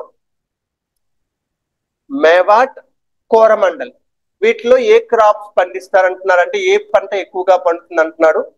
కిన్నౌర్ లో అరికా నట్ పండుతుందంట, మేవాట్ లో మ్యాంగో పండుతుందంట, కోరమండల్లో సోయాబీన్ పండుతుందంట. ఓకే, ఇవి కరెక్టేనా? ఏమైనా ఐడియా ఉందా? సార్ 2 తప్పు సార్.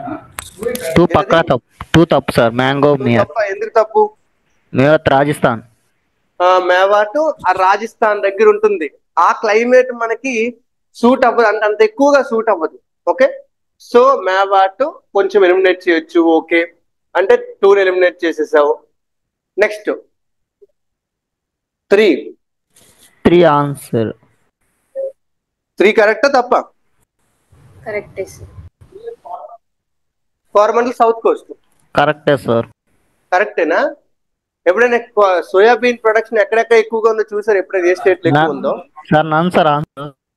ఓకే, అది ఆన్సర్ కొంచెం చెప్పినప్పుడు ఆలోచించండి. అదే కోరమండల్ కోస్ట్ కాదు. మనకి సోయాబీన్ ఎప్పుడు మీరు అబ్జర్వ్ చేసినా the top most producers will be Maharashtra, Madhya Pradesh, Gujarat, Rajasthan, Karnataka. ఈ ప్రాంతాలే తిరుగుతూ ఉంటాయి.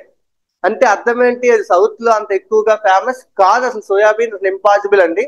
ఓకే, ఆ క్లైమేట్ దానికి సూట్ అవ్వదు. సోయాబీన్ కూడా మనం ఎలిమినేట్ చేసేయచ్చు. ఇంకా ఫైనల్ గా మిగిలింది ఏంటి? కిన్నౌర్. ఇది మనకి ఎక్కడ ఉంటుంది అంటే కరెక్ట్ గా హిమాచల్ ప్రదేశ్ లో ఉంటుంది కిన్నౌర్ అనే ప్రాంతం. ఓకే, అరికా నట్ పండేది మన దగ్గరేనండి, బాగా పడుతుంది. మన దగ్గర చెట్లు కొన్ని, మన ఇన్స్టిట్యూట్ పక్కనే చెట్టు ఉంది అనమాట, అరికా నట్ చెట్టు. అరికా నట్ అంటే వక్క అంటారు కదా, వక్క. ఓకే, సో అది అసలు మన దగ్గరే మంచిగా పండుతుందండి. అంటే కర్ణాటక, కేరళ ఈ స్టేట్స్ లో బాగా పండుతుంది అనమాట. అది అక్కడ హిమాచల్ ప్రదేశ్ లో కిన్నౌర్ లోకి వెళ్ళి ఆ కోల్డ్ క్లైమేట్ లో పెరగడం అంతగా జరగని పని. సో దాన్ని బట్టి చూసుకుంటే కిన్నౌర్ కూడా తప్పు నాన్న.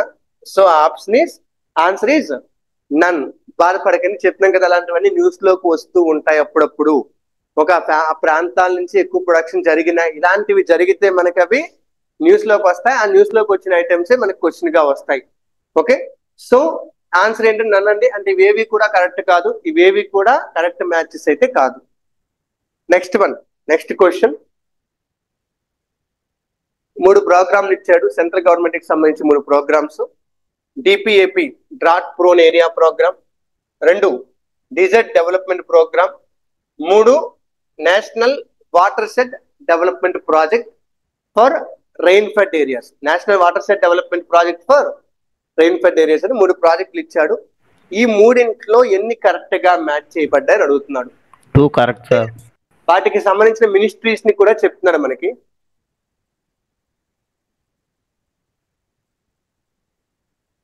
చెప్పండి అన్న, ఎన్ని పేర్స్ కరెక్ట్ అనుకుంటున్నారు? వెంకీ ఏమన్నా వెంకీ?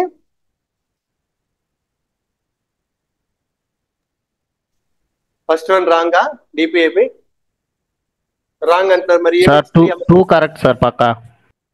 2 కరెక్టా? Yes, sir. Development programme, ministry of environment and forest అంటున్నావు. ఓకే, 3 కూడా కరెక్ట్. 2 కరెక్ట్ అంటున్నావు. ఇది ఏంటండి? 3 తప్పు సార్. 3 తప్ప? Yes sir. Correct sir. 3 correct అంటున్నావు ఇందు? Yes sir. 3 కరెక్ట్ అంటున్నారు. National water shed development project నా తప్పు సార్. రూరల్ డెవలప్మెంట్ చేస్తుంది అంటున్నారు. ఓకే, నేను తప్ప.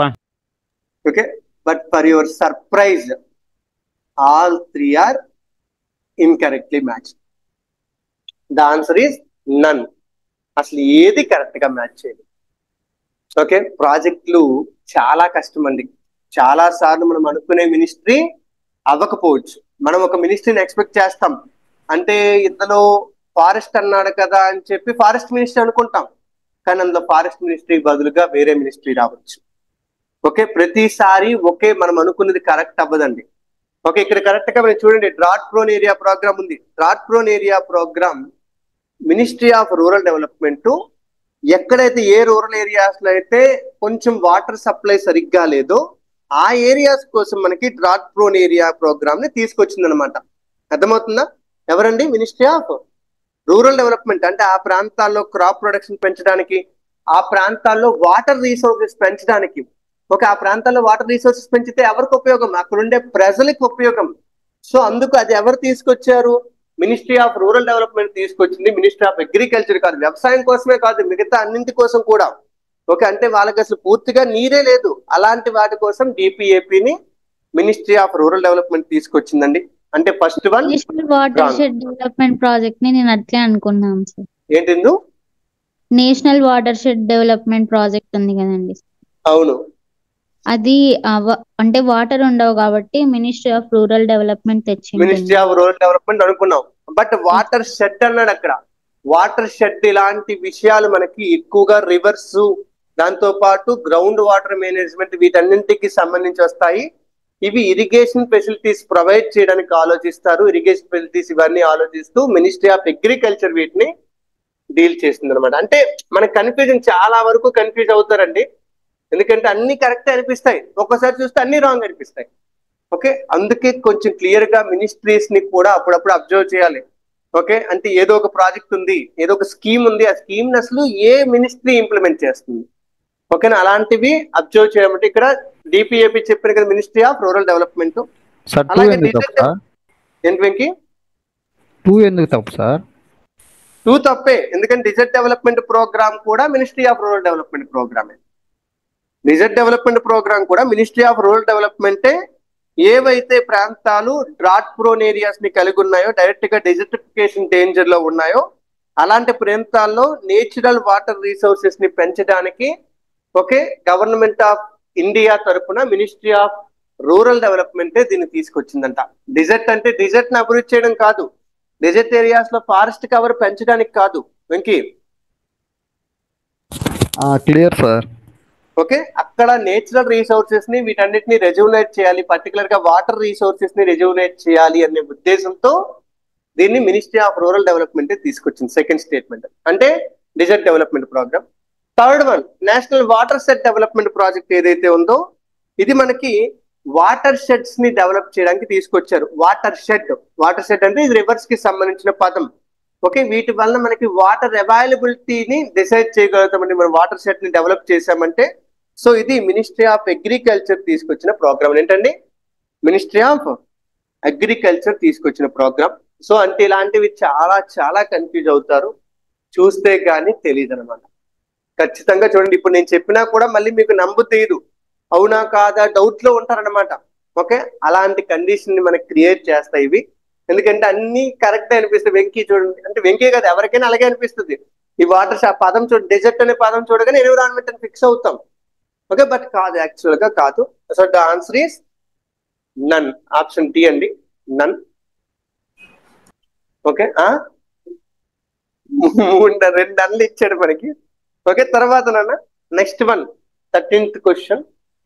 ఓకే, ఇండియన్ గవర్నమెంట్ మళ్ళీ చూడాలి, ఇరిగేషన్ కోసమే మళ్ళీ వచ్చింది. Integrated water shed development project or programme IWDP ని అమలు చేస్తుందండి. ఓకే, దీని యొక్క బెనిఫిట్స్ ఏంటి, దీనివల్ల మనం ఏ బెనిఫిట్స్ ని సాధించవచ్చు? వాటర్ షెడ్ డెవలప్మెంట్ ప్రాజెక్ట్ అండి. ఇది రివర్స్ ని వీటికి సంబంధించింది, రివర్ వాటర్ మేనేజ్మెంట్ కి సంబంధించింది అనమాట. ఓకే, ఇందులో బెనిఫిట్స్ ఏంటి? ఒకటి, సాయిల్ రన్ ఆఫ్ ని తగ్గించవచ్చు అంట. రెండు, ఇండియాలోని పెరినియల్ రివర్స్ ని సీజనల్ రివర్స్ తో కనెక్ట్ చేయొచ్చు అంట. మూడు, రెయిన్ వాటర్ హార్వెస్టింగ్ చేయొచ్చు. అలాగే గ్రౌండ్ వాటర్ రీఛార్జ్ ని మనం అచీవ్ చేయొచ్చు అంటున్నారు, గ్రౌండ్ వాటర్ టేబుల్ ని పెంచొచ్చు అంటున్నారు. నాలుగోది, నేచురల్ వెజిటేషన్ ని రీజనరేట్ చేయొచ్చు అంటున్నారండి. ఓకే, ఆల్రెడీ ఇందు పెట్టింది బి అంటున్నావా ఇందు? అంటే 2, 3, 4 అంటున్నావా ఇందు? అంతేనా? Yes sir. Yes. Okay, B sir. B Venky 2, 3, 4 yes sir. Yes. అంటే నేను వాటర్ షెడ్ అన్నాను, రివర్స్ అన్నాను కాబట్టి రివర్స్ ఇంటర్లింకింగ్ కరెక్ట్ అంటున్నావా? కాదు సార్, ఎలిమినేషన్ చేశాను సార్. ఓకే, అసలు 2 రాంగ్ అన్న, మెయిన్ స్టేట్మెంట్ 2 అవును సార్. ఓకే, మనకి national perspective plan for interlinking of reverse వరకు కూడా ఎక్కడా పొరపాటున ఇంటర్లింకింగ్ గురించి ఫోకస్ చేయలేదు. ఓకే, నేషనల్ పర్స్పెక్టివ్ ప్లాన్ లో మాత్రమే మనకి రివర్ ఇంటర్లింకింగ్ మీద ఫోకస్ చేశారు. సో అది కాకుండా ఇంక ఏ స్కీమ్ కూడా ఈ ఇంటర్లింకింగ్ మీద ఫోకస్ చేయలేదు. సెకండ్ స్టేట్మెంట్ రాంగ్ అన్న, క్లియర్లీ రాంగ్ అనమాట second statement. Okay, second state ని ఎలిమినేట్ చేసేస్తే we will be left with option C only 1, 3 and 4. Okay, ఇప్పుడు వెరిఫై చేసుకోండి. ఓకే, వాటర్ షెడ్ ని కరెక్ట్ గా మేనేజ్ చేస్తే సాయిల్ రన్ ఆఫ్ తగ్గించగలమా? ఎక్కడ వాటర్ అక్కడ ఇంకిపోతుంది, ఎక్కడ వాటర్ అక్కడ మనం స్టోర్ చేయగలుగుతున్నాము, సాయిల్ రన్ ఆఫ్ తగ్గుతుందా లేదా? సాయిల్ రన్ ఆఫ్ అంటే ఏంటి? వర్షం పడిన తర్వాత వర్షపు నీరు భూమిలోకి ఇంకిపోయింది, మిగతా వాటర్ సర్ఫేస్ మీద ముందుకు వెళ్తా ఉంటది. అలా ముందుకు వెళ్లే వాటర్ వల్ల సాయిల్ ఎరోజన్ జరుగుతుంది. సో దాన్ని సాయిల్ రన్ ఆఫ్ అని చెప్పి పిలుస్తాం. అది తగ్గించగలమా, తగ్గించలేమా? ఏమన్నా online? Okay, so soil run off తగ్గించగలుగుతాం. అదే విధంగా రెండోది, ఇప్పుడు గ్రౌండ్ వాటర్ రీఛార్జ్ అవుతుందా? భూమిలోకి వాటర్ అంతా కంటిన్యూస్ గా ఇంకుతుందంటే గ్రౌండ్ వాటర్ రీఛార్జ్ అవుతుందా? ఓకే, వాటర్ షెడ్ అనేది కరెక్ట్ గా మీరు అబ్జర్వ్ చేయాలన్నమాట. ఓకే, అలాగే రెయిన్ వాటర్ హార్వెస్టింగ్ అవుతుంది, ఖచ్చితంగా అవుతుంది. ఓకే, అలాగే ఒక ప్రాంతంలో మంచి వాటర్ రిసోర్సెస్ అన్ని ఉన్నాయంటే 100% మనకి నేచురల్ వెజిటేషన్ రీజనరేట్ అవ్వడానికి ఛాన్స్ ఉంది. ఓకే, నేచురల్ వెజిటేషన్ రీజనరేట్ అవుద్ది. వాటర్ అవైలబిలిటీ లేనప్పుడే మనకి నేచురల్ వెజిటేషన్ ఉండదు. వాటర్ అవైలబిలిటీ ఎక్కడ ఎక్కువగా ఉంటుందో నేచురల్ వెజిటేషన్ కూడా అక్కడే ఎక్కువగా ఉంటుంది. సో ఇది integrated water shed development programme కి సంబంధించింది. సో ఇది కరెక్టేనన్న, క్లియర్ గా కరెక్ట్. ఓకే, అంటే 1, 3, 4 3 కరెక్ట్, ఇది పెట్టగలగాలి. ఓకేనా?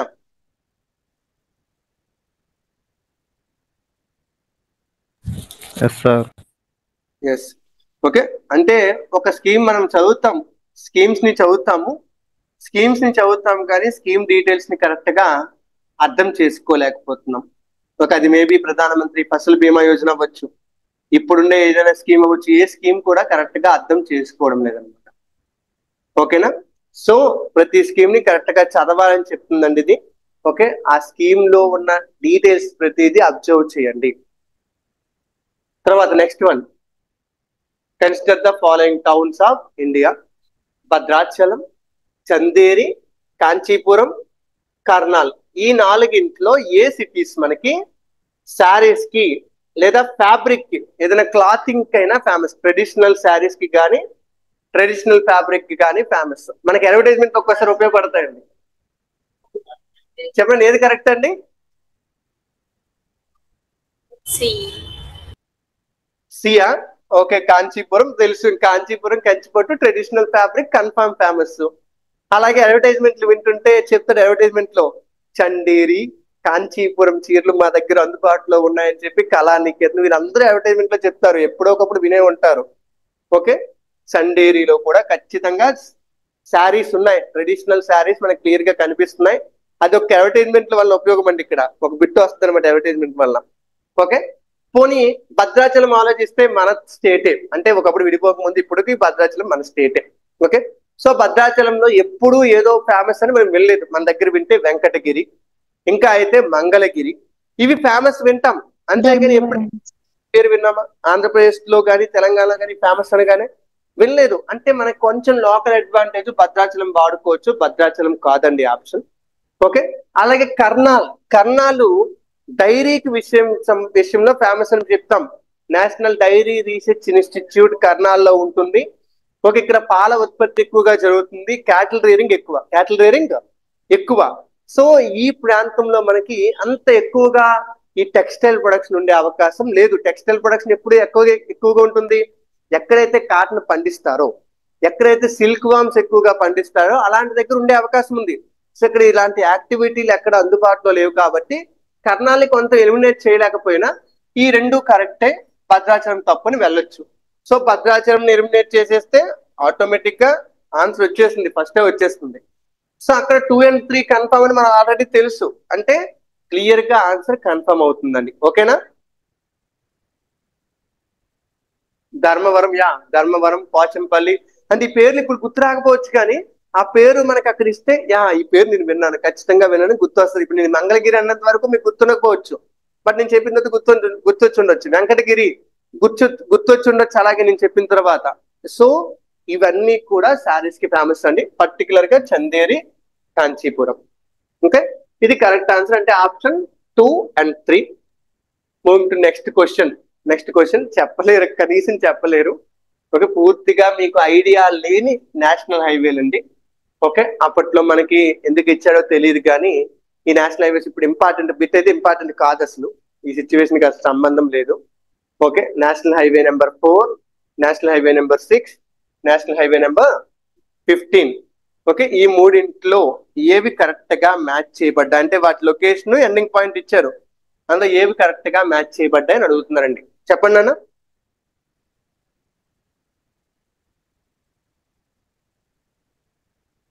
చెప్పండి. NH4, NH6, NH15. పోనీ ఏ నాలెడ్జ్ తో మీరు ఎలిమినేట్ చేయొచ్చు, ఆ ఒక్క విషయం నాకు చెప్పండి. పోనీ ఎలిమినేట్ చేయడానికి అవకాశం ఉందా? కొత్త హైవే నెంబర్లు, నెంబరింగ్ సిస్టమ్, ఏ నెంబరింగ్ సిస్టమ్ ఉంటుంది, దాని ప్రకారం ఎక్కడ నెంబరింగ్ సిస్టమ్ స్టార్ట్ అవుతుంది, దాని ప్రకారం చెప్పగలరా? మీకు ఈ హైవేలు పూర్తిగా తెలియదు నాన్న. ఓకే, జస్ట్ మనకు తెలిసిన నెంబరింగ్ సిస్టమ్ బట్టి ఇదే ఇండియా మ్యాప్ అనుకోండి, ఇదే ఇండియా మ్యాప్ అయితే ఎలిమినేట్ చేయగలరా? ఆన్లైన్ ఏమినన్నా? నోవా? జనరల్ గా చెప్తున్నాను, మీకు గుర్తుందో లేదో, కొత్త నెంబరింగ్ సిస్టమ్ 2011లో తీసుకొచ్చింది. Mumbai to Kolkata odd number వస్తుంది sir. Mumbai to Kolkata odd number రావాలి. ఓకే, చెప్తాం ఏంటండి. ఇప్పుడు మనకి ఇండియాలో కొత్త నెంబరింగ్ సిస్టమ్ ప్రకారం నార్త్ నుంచి సౌత్ కి వెళ్లే రోడ్లన్నీ కూడా ఏ నెంబర్లు ఉంటాయి? ఏముంటాయనన్నా? ఈవెన్ నెంబర్స్ ఉంటాయి.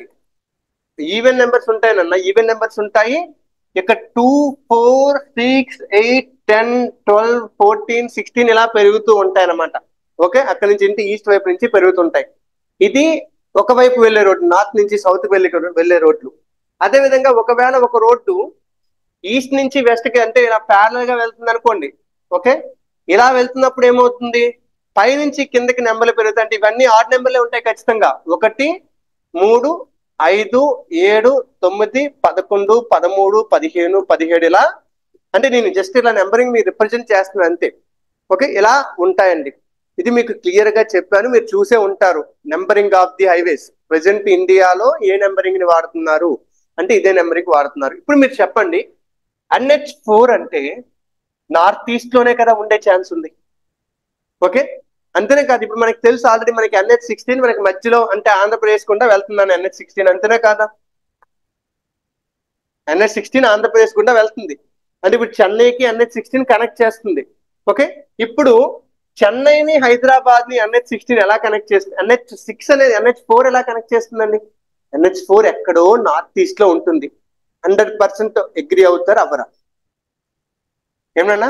సార్ ఓకే, అది అరుణాచల్ ప్రదేశ్ లోనో అస్సాం లోనో ఎక్కడో ఉండడానికి ఛాన్స్ ఉంది. So NH4 eliminated. NH6 కూడా NH6 ఇప్పుడు ముంబై నుంచి కోల్కతా అన్నానండి. ముంబై నుంచి కోల్కతా అంటే ఇది హారిజంటల్ రోడ్ ఉంటుంది అసలు ముంబై నుంచి కోల్కతాకి. అంటే ఏంటి, ఈస్ట్ నుంచి వెస్ట్ కి వెళ్తుంది. ఈస్ట్ నుంచి వెస్ట్ కి వెళ్ళే రోడ్డుకి అసలు ఈవెన్ నెంబర్ ఉంటుందా? Odd number. So NH6 eliminated. తర్వాత NH15 అహ్మదాబాద్ నుంచి జోధ్పూర్ అన్నాడు. అహ్మదాబాద్ నుంచి జోధ్పూర్. అహ్మదాబాద్ అంటే ఎక్కడ ఉంటుంది? గుజరాత్ లో ఇక్కడ ఉంటుంది. జోధ్పూర్ అంటే రాజస్థాన్ లో ఉంటుంది. ఇది మ్యాక్సిమం డైరెక్షన్ ఎలా వెళ్తుంది? ఎక్కువ శాతం ఏ డైరెక్షన్ లో ఉంది? నార్త్ సౌత్ అనుకోవచ్చు కదా. నార్త్ సౌత్ అనేటప్పుడు దీనికి ఎప్పుడైనా అసలు ఈవెన్ ఆడ్ నెంబర్ ఉంటుందా? ఈవెన్ నెంబర్ ఉండాలి. ఓకే, సో ఒకవేళ ఈవెన్ నెంబర్ ఉన్నా కూడా అది దూరంగా ఉంది కాబట్టి NH98 NH88 ఇంత నెంబర్ వస్తుంది అనమాట. ఎందుకంటే చివరికి వెస్ట్ వైపు చివరికి ఉంది కాబట్టి. ఓకే, సో దీని ప్రకారం చూసుకుంటే 3 కూడా తప్పే. Answer is none. మీకు ఏ హైవే తెలీదు, ఏ హైవే పేరుతో మీకు అవసరం లేదు. ఓకే, మీకు తెలిసిన కొంచెం నాలెడ్జ్, లైక్ మీకు NH44 తెలుసు, NH27 తెలుసు, ఇండియాలో మధ్యలోంచి వెళ్ళేది హారిజాంటల్ గా నార్త్, అదే ఈస్ట్ వెస్ట్ కారిడార్. NH44 అంటే నార్త్ సౌత్ కారిడార్. NH16 తెలుసు, ఆంధ్రప్రదేశ్ లో ఉండే కొన్ని పేర్లు ఐడియా ఉన్నాయి. దీంతో పాటు ఆ ఉన్న నెంబర్స్ బట్టి చెప్పగలరా చెప్పలేరా? ఫస్ట్ చూసినప్పుడు అసలు సార్ అసలు మాకు పూర్తిగా ఒక్కటి కూడా ఐడియా లేదు అనిపిస్తుంది. కానీ ఇప్పుడు చెప్పినప్పుడు అన్ని ఈజీగా ఎలిమినేట్ అయిపోయి ఎలిమినేట్ అవ్వలేదా? ఏమన్నా ఆన్లైన్? ఓకే, విన్నారు అసలు ఈ మెథడ్ గుర్తుందా? నా క్లాస్ విన్నోళ్ళకైతే తెలుస్తుంది, విన్నోళ్ళకి గుర్తుందా? ఓకే ఓకే, చాలా ఈజీ నాన్న, చాలా ఈజీ క్వశ్చన్. అన్నిటికంటే క్వశ్చన్ ఒక్కొక్కరు చూడగానే భయపడిపోతారు అనమాట. అవునా కాదా ఏంటి అసలు పూర్తిగా భయపడిపోతారు. ఏంటన్నా? ఏ టాపిక్ లో చెప్పినారు సార్? ఏ టాపిక్? ట్రాన్స్పోర్టేషన్ లో ఉంటాయి. ట్రాన్స్పోర్టేషన్ లో క్లియర్ గా మనం చెప్తాం కూడా కంప్లీట్ గా. Okay, so the answer is నన్న. అసలు ఆ హైవే ఎక్కడది ఏంటనే పూర్తిగా సంబంధమే లేదు మనకున్న బేసిక్ నాలెడ్జ్ తోనే దాన్ని ఎలిమినేట్ చేసేయచ్చు. ఇది క్లియర్. అది తెలుసుకోవాల్సిన అవసరం కూడా లేదు నాన్న. NH4 ఎక్కడి నుంచి ఎక్కడికి వెళ్తుంది కూడా అవసరం లేదు మనకి. ఆ బిట్లు ఎప్పటికీ రావు. అసలు గుర్తు పెట్టుకోబడలేదు సార్, అసలు గుర్తు పెట్టుకొని ఆన్సర్ చేసే క్వశ్చన్ కాదు ఇది. క్లియర్లీ అనలిటికల్ గా ఆన్సర్ చేసే క్వశ్చన్ మాత్రమే. ఓకే, అందుకే క్వశ్చన్ చూసి భయపడకూడదు. మన దగ్గర ఏ సోర్సెస్ ఉన్నాయి, దాన్ని ఎలా ఆన్సర్ చేయొచ్చో ట్రై చేయండి అంతే. ఓకే, వాడుకోగలగాలి ఉన్న ప్రతి సోర్స్ ని కూడా. Okay, and the last bit for today, with reference to Changpa community of India, consider the following statements. 3 స్టేట్మెంట్లు ఇచ్చాడు చాంగ్పా కమ్యూనిటీకి సంబంధించి. వాళ్ళు ఉత్తరాఖండ్ లో ఉంటారు అంటున్నాడు ఒకటో స్టేట్మెంట్. రెండో స్టేట్మెంట్లు వాళ్ళు పష్మినా గోట్ ని పెంచుతూ పష్మినా గోట్ యొక్క ఊల్ ని వాళ్ళు ప్రొడ్యూస్ చేస్తారని చెప్తున్నాడు. మూడో స్టేట్మెంట్ వాళ్ళని షెడ్యూల్ ట్రైబ్స్ లో పెట్టారు అని చెప్పి క్లియర్ గా చెప్తున్నారండి. సార్ 2 కరెక్ట్ సార్, పక్కా. ఏంటి Venky? Pashmina goat correct sir. Pashmina goat కరెక్టా? Yes sir. ఎందుకు సార్? వాళ్ళే కదా సార్ గోట్ మెన్షన్. ట్రైబ్ వాళ్ళు గోట్ ని ప్రొడ్యూస్ చేసి ఊల్స్ ప్రిపేర్ చేస్తారు sir, like shawls. Okay, yeah. So ఇప్పుడు సెకండ్ స్టేట్మెంట్ కరెక్ట్ అన్నప్పుడు రాంగేనా? ఫస్ట్ తప్పు సార్. అంతే కదా, హిందూ డి అన్నావా? 1 2 3 కరెక్ట్ అంటున్నావా? నో అంటే ఇదిగోండి, ఈ రెండు ఒకదానికొకటి కాంట్రాడిక్టరీ స్టేట్మెంట్స్ అనమాట. ఒకటి కరెక్ట్ అయితే అది ఒకటి కరెక్ట్ అయితే రెండు ఖచ్చితంగా తప్పు, రెండు కరెక్ట్ అయితే ఒకటి ఖచ్చితంగా తప్పు. ఎందుకు అలాగ అంటున్నాను? ఉత్తరాఖండ్ లో పష్మినా కోట్ కనిపించదు. ఓకే, ఉత్తరాఖండ్ లో పష్మినా కోట్ కనిపించదు. సో పశ్మినా ఘోట్ కరెక్ట్ అయితే ఉత్తరాఖండ్ తప్పు, ఉత్తరాఖండ్ కరెక్ట్ అయితే పశ్మినా ఘోట్ తప్పు. ఓకే, రెండిట్లో ఏదో ఒకటే కరెక్ట్ అవుతుంది. అని మీరు చెప్పినట్టుగా ఈ చాంగ్పా కమ్యూనిటీ అప్పుడప్పుడు మనకి న్యూస్ లో ఉంటుంది. ఓకే, పశ్మినా శాలువులు వీళ్ళే తయారు చేస్తారు, వరల్డ్ ఫేమస్ పశ్మినా కాశ్మీరీ పశ్మినా షాల్స్ అని చెప్పి చెప్తాం. అక్కడ గోట్ ఉంటుంది, పశ్మినా గోట్, దాన్ని చాంగ్ తాంగి అని చెప్పి పిలుస్తారు. దాని నుంచే దాని నుంచి వచ్చే ఊల్తోనే పశ్మినా శాలువులు తయారు చేస్తారు, అవి వరల్డ్ ఫేమస్ అని చెప్తామండి. ఓకే, అండ్ ఇది చేసేది ఆ చాంగ్పా కమ్యూనిటీయే. So second statement correct. Second statement correct అంటే ఉత్తరాఖండ్ అనేది పూర్తిగా wrong.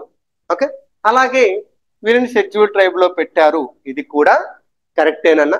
So the correct answer is 2 and 3. అంటే అప్పుడు అది న్యూస్ లోకి వచ్చింది కాబట్టి వాళ్ళని ఇచ్చాడు, పేరు ఇచ్చాడు, లేకపోతే అది మనకి అవసరమే లేదు. ఓకే, అంటే ఇప్పుడు చాంగ్పా షెడ్యూల్ ట్రైబ్ లో ఉందా లేదంటే మొత్తం 700 ట్రైబ్స్ ఉంటాయి, అన్ని పేర్లు చూస్తామా? చూడలేం కదా. ఒకవేళ ఏదైనా ట్రైబ్ ని కొత్తగా షెడ్యూల్ ట్రైబ్ లో యాడ్ చేస్తే, మార్పు చేస్తే, అది మనకి ఇంపార్టెంట్ అవుతుంది ఎప్పుడైనా కూడా. ఓకే, సో అలాంటివి లేదా న్యూస్ లో ఉన్న ట్రైబ్స్, ఏదైనా ట్రైబ్ న్యూస్ లో ఉంటే అలాంటివి ఇంపార్టెంట్. సో ఇక్కడ ఆప్షన్ ఏంటండి correct answer? Option B 2 and 3. ఓకేనా? ఏమన్నా? సైలెన్స్ సైలెన్స్, నిశ్శబ్దం ప్రాణ సంకటం మనం. ఓకే, సో ఇవి 16 క్వశ్చన్లు అన్న. 16 క్వశ్చన్లో మోర్ దెన్ 10 క్వశ్చన్స్ మనకి ఇండియన్ జాగ్రఫీ. అంతేనా? అసలు కాన్సెప్ట్ ఏమైనా ఉందా? 2 క్వశ్చన్స్ కనిపిస్తున్నాయేమో కాన్సెప్ట్, 2 క్వశ్చన్స్ తప్పితే మిగతా క్వశ్చన్స్ అన్ని కంప్లీట్ ఫ్యాక్చువల్ డేటా, రకరకాల పేర్లు, రకరకాల అన్ని అడుగుతున్నాడు. రివర్స్ నుంచి ప్లేసెస్ గురించి ప్రతి పేరు అడుగుతున్నాడు. సో ఎంత ఇంపార్టెంట్ గా చదవాల్సి ఉంటుందో. మ్యాప్ ని అబ్జర్వ్ చేయండి, ప్రతిసారి చెప్తున్నాం. ప్లేసెస్ ఇన్ న్యూస్ ని ఫాలో అవ్వండి, న్యూస్ లో ఏ ప్లేస్ ఉన్నాయి అవన్నీ ఫాలో అవ్వండి, కరెక్ట్ గా ఆన్సర్ చేయగలుగుతారు. ఎన్ని చేయగలిగారు నాన్న మొత్తం 16లో? ఆన్లైన్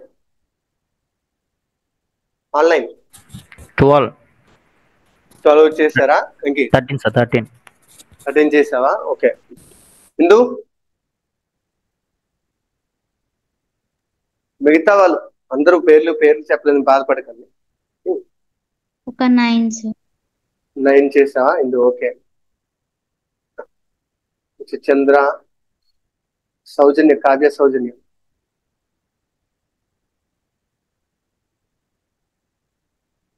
ప్రవల్లిక, ఏంటండి బిలో 10. ఓకే, అంటే ఎక్కడ మిస్ అయింది? ఫస్ట్ క్లాస్ లో స్టార్ట్ అవ్వలేదు సార్. 5 క్వశ్చన్స్. ఓకే ఓకే, మీరు లేట్ గా యాడ్ అయ్యారు, సో ముందు సాల్వ్ చేయలేదు. ఓకే, ముందు కూడా సాల్వ్ చేస్తే ఎక్కువ సాల్వ్ చేస్తారు. Maybe sir. యా ఓకే, మీరండి ఆఫ్లైన్ 10 క్వశ్చన్స్. మీరు కార్తిక్ 4, 5 రాంగ్ అయ్యాయి. అంటే ఒక 9 వరకు, ఒక 10 వరకు కరెక్ట్ అవుతున్నాయి, 10, 11 వరకు, 8. ఓకే, నో ప్రాబ్లం, తప్పు లేదు. అన్ని ఫ్యాక్చువల్ డేటాలు అందరికీ తెలియాల్సిన అవసరం లేదు. అందులో కొన్ని చదివి ఉండొచ్చు, కొన్ని చదవకపోయి ఉండొచ్చు, మళ్ళీ చదువుతుంటే నో ప్రాబ్లం, అన్ని వస్తాయి. ఓకే, సో ఇంప్రూవైజ్ చేసుకోండి. రేపు నెక్స్ట్ మనకి 2013 కూడా చెప్పేస్తే జాగ్రఫీ PYQs అంతా కంప్లీట్ అయిపోతాయి. ఓకే, మొత్తం మీ నాలెడ్జ్ వాడుకొని నెక్స్ట్ మనం ఎలా వెళ్తున్నాం ముందుకి చూసుకోవాలి, మీరే చూసుకోవాలి. ఓకేనా?